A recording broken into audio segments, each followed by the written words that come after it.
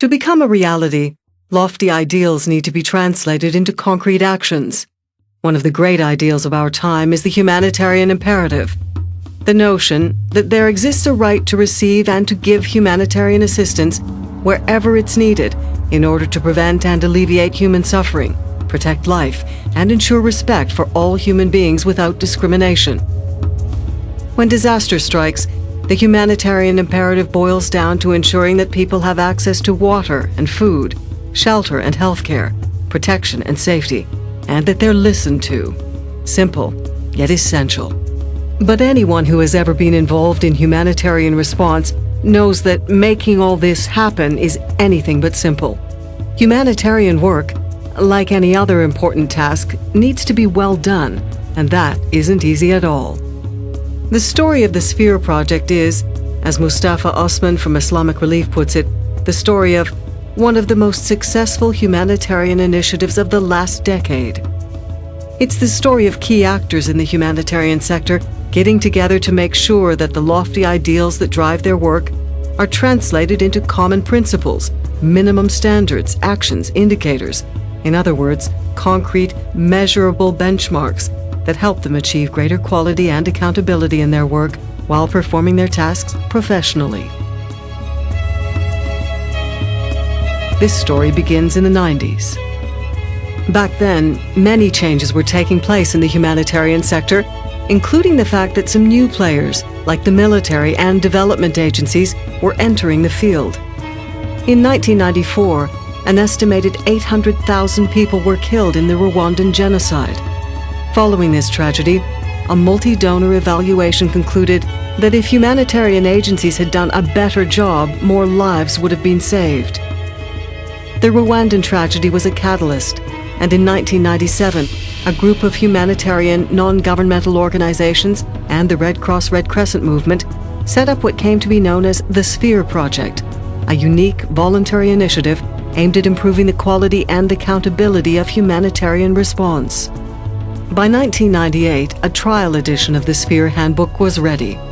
At its core was the Humanitarian Charter, a summary of common values and principles guiding humanitarian work. In addition to the Charter, a series of universal minimum standards for life-saving areas of humanitarian response were established. The first published edition of the Sphere Handbook saw the light in the year 2000. It quickly became a success and was translated into 29 languages. The second edition of the handbook came out in 2004. It met the same wide acceptance as its predecessor. 13 new language versions were added. By the end of the first decade of the 21st century, new developments in the humanitarian sector made it necessary to again revise the Sphere Handbook. Over 2.5 years, more than 650 experts from some 300 humanitarian organizations, including all the relevant United Nations agencies, were involved in this revision. The result of this wide consultative process, which has in itself been an achievement in terms of collaboration within the humanitarian sector, is the Sphere Handbook 2011 edition. The third edition of the Sphere Handbook has some significant changes. Its core is still the Humanitarian Charter, which has been completely rewritten, incorporating clearer language and stronger linkages with the minimum standards. The Charter affirms that humanitarian response is based on the principle of humanity and the humanitarian imperative. It spells out 3 fundamental rights of people affected by disaster and conflict: the right to life with dignity, the right to receive humanitarian assistance, the right to protection and security. A new chapter on protection principles reflects the result of a decade-long debate within the sector. It's grounded on the conviction that protection is intrinsic to all humanitarian response, and that all humanitarian actors must be concerned with the protection and safety of populations affected by disaster and conflict. There are 4 protection principles. First, avoid exposing people to further harm as a result of your actions. Second, ensure people's access to impartial assistance in proportion to need and without discrimination. Third, protect people from physical and psychological harm arising from violence and coercion. Fourth, assist people to claim their rights, access available remedies, and recover from the effects of abuse. Core standards are a practical expression of the principles described in the Humanitarian Charter and the entry point to the technical minimum standards. They refer to processes that need to be put in place and to the people involved. Core standards focus on community-centered response and give visibility to coordination as well as performance and learning. Taken together, the Humanitarian Charter, the Protection Principles, and the Core Standards constitute the backbone of the Sphere Handbook. By stating that humanitarian response is that which is concerned with the basic rights of people affected by disaster and conflict, these three tools affirm humanitarian principles as paramount. It's this focus on rights that distinguishes true humanitarian action from service delivery and identifies humanitarian organizations as the key actors in humanitarian response. The minimum standards are a compilation of best practices in the sector and a practical expression of the principles stated in the Humanitarian Charter. They do not stand alone. They need to be read together with the core standards. The minimum standards cover 4 areas of humanitarian response, which are critical determinants for survival in the initial stages of a disaster.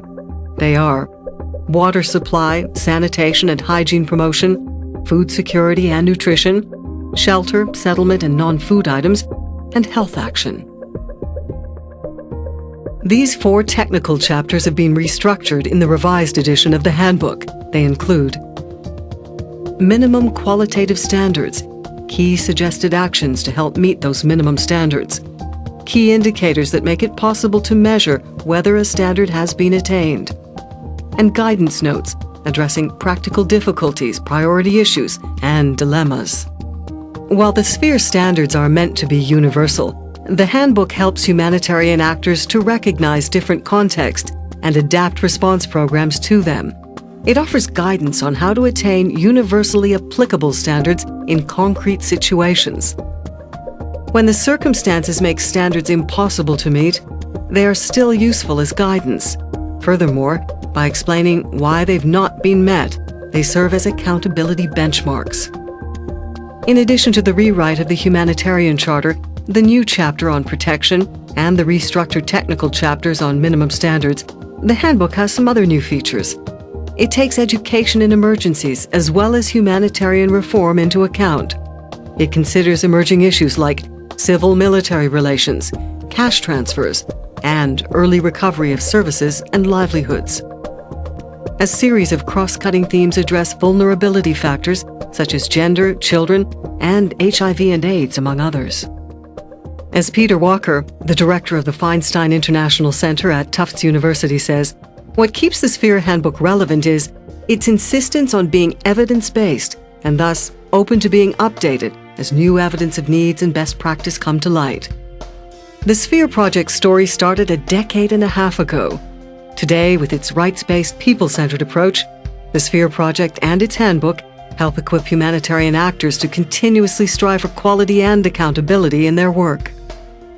The project has become a force for cooperation and coordination within the humanitarian sector.